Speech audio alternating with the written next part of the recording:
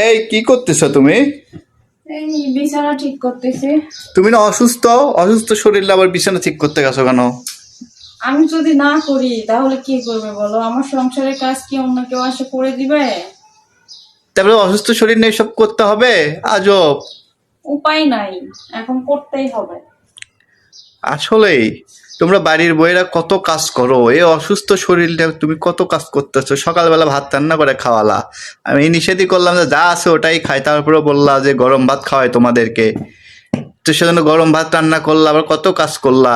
তুমি যদি রান্না করতে পারতা তাইলে না হয় একটু রেস্টে থাকতে পারতাম, তুমি তো সেটাও পারো না, এই জন্যই তো কষ্ট করি। তাছাড়া তোমরা বাড়ির বউয়েরা যে এত কাজ করো, তারপরও স্বামীরা বলে যে তোমরা কি করো কি করো। আসলে এটা ঠিক না।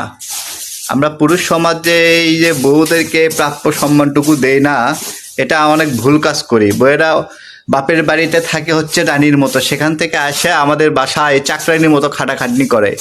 তারপরও এটা যদি আমরা সারাদিন বলি বুঝতো তাহলে যে কি করো কি করো, সংসার জীবনে সবাই সুখী হতো। হ্যাঁ তা অবশ্যই। এটা অশান্তি বুঝি না, থাকতো না। এটা বুঝি না, আমরা পুরুষরা এটা বুঝি না। এইটাই তো তোমাদের পুরুষদের ব্যর্থতা। এটা যদি বুঝতা তাহলে কোনো মেয়ে অসুখী থাকতো না, বুঝছো? তুমি ঠিক বলেছো। এই ঘামে গেছো তুমি, তো রাখো, এসব রাখো, করা লাগবে না। কাজ কাম সব কমপ্লিট করে তারপর রেস্ট নিব, তাছাড়া তো উপায় নেই। সারাদিন কতগুলা কাজ করলো, এমনিতেও অসুস্থ, সকালে কালকে রাত থেকে অসুস্থ, এই যে দেখো কত রাতে বেলা ওষুধ খাওয়াই দিছি, তারপরে থেকে শরীর আরো দুর্বল হয়ে গেছে, কাজ করতে পারতেছে না, তার মধ্যে এইভাবে কাজ করতেছে, এটা কোনো কথা?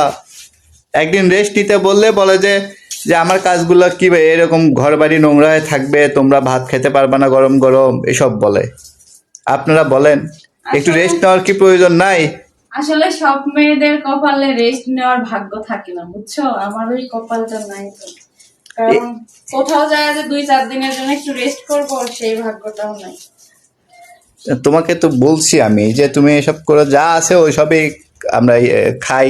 ঘর মানে ঘর বাড়ি একদিন না গুছাইলে এমন কোনো ক্ষতি হয়ে যাবে না। ক্ষতি হবে না। তুমি বলা আমার পছন্দ হয় না এরকম যে নোংরা পরিমাণ থাকতে। এলোমেলো নোংরা, এই যে কত ময়লা, দেখো কত ময়লা বের হচ্ছে, এগুলোর মধ্যে থাকা যায়?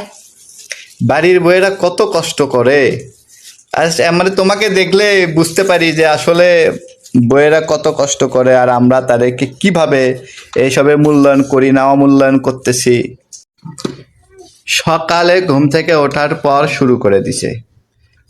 এতবার বললাম যে করোনা করা লাগবে না, আজকে শুনলই না আমার কথা। এগুলো দেখো তো কি অবস্থা হয়ে আছে।